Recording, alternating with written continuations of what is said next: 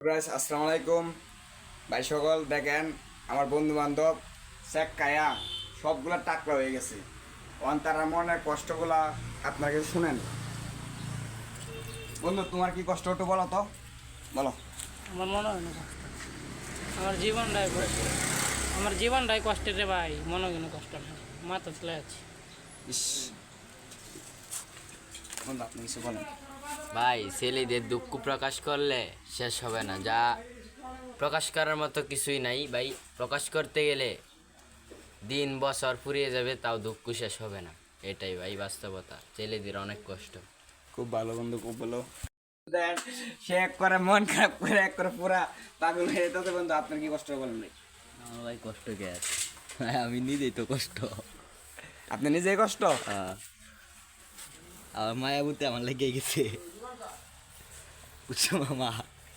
video করার কি তাই এটা